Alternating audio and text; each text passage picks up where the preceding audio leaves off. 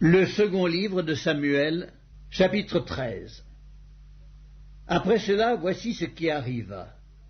Absalom, fils de David, avait une sœur qui était belle et qui s'appelait Tamar. Et Amnon, fils de David, l'aima.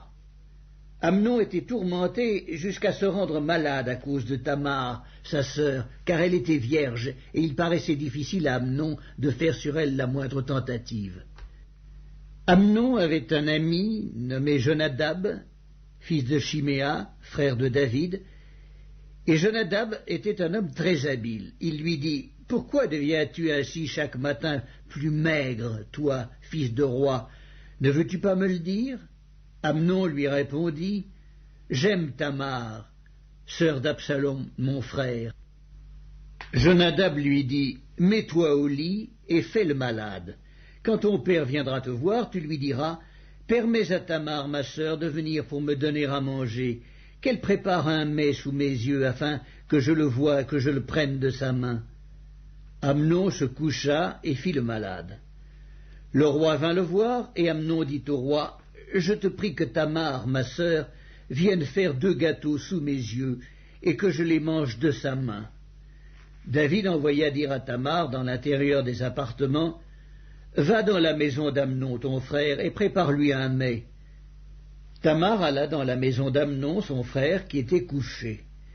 Elle prit de la pâte, la pétrit, prépara devant lui des gâteaux et les fit cuire. Prenant ensuite la poêle, elle les versa devant lui. Mais Amnon refusa de manger. Il dit « Faites sortir tout le monde. » Et tout le monde sortit de chez lui. Alors Amnon dit à Tamar « Apporte le mets dans la chambre, et que je le mange de ta main. » Tamar prit les gâteaux qu'elle avait faits et les porta à Amnon, son frère, dans la chambre. Comme elle les lui présentait à manger, il la saisit et lui dit « Viens, couche avec moi, ma sœur. » Elle lui répondit « Non, mon frère, ne me déshonore pas, car on n'agit point ainsi en Israël. Ne commets pas cette infamie. Où irais-je, moi, avec ma honte? Et toi, tu serais comme un des infâmes en Israël. Maintenant, je te prie, parle au roi, et il ne s'opposera pas à ce que je sois à toi. » Mais il ne voulut pas l'écouter. Il lui fit violence, la déshonora et coucha avec elle. Puis Amnon eut pour elle une forte aversion, plus forte que n'avait été son amour.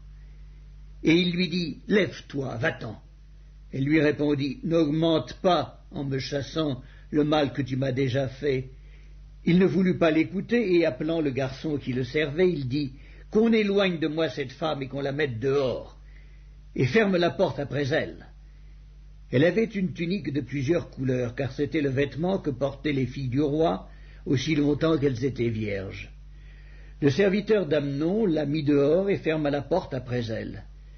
Tamar répandit de la cendre sur sa tête et déchira sa tunique bigarrée.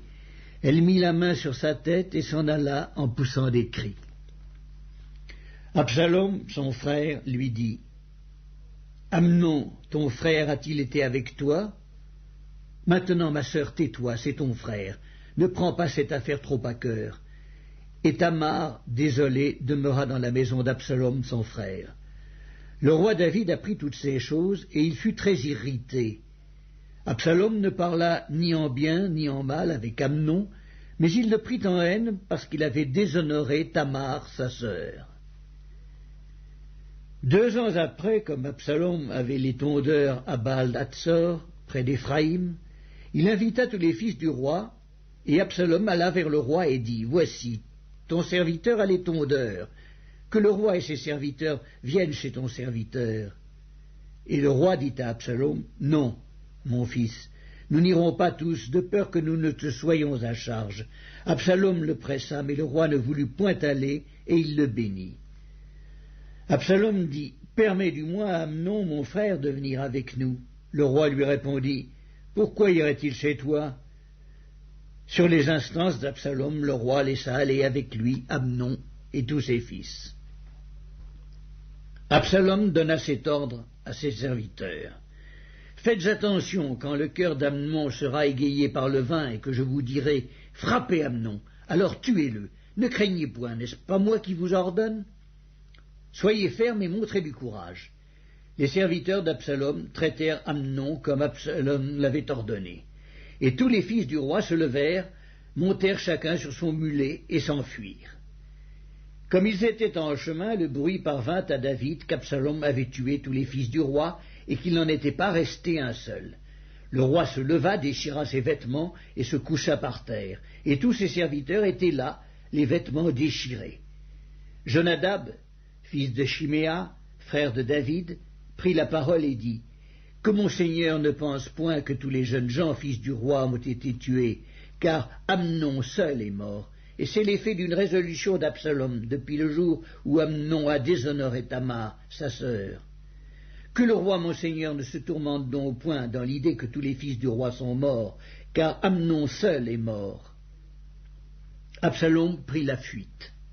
Or le jeune homme, placé en sentinelle, leva les yeux et regarda, et voici, une grande troupe venait par le chemin qui était derrière lui, du côté de la montagne. Jonadab dit au roi, « Voici les fils du roi qui arrivent. » Ainsi se confirme ce que disait ton serviteur. Comme il achevait de parler, voici, les fils du roi arrivèrent. Ils élevèrent la voix et pleurèrent. Le roi aussi et tous ses serviteurs versèrent d'abondantes larmes.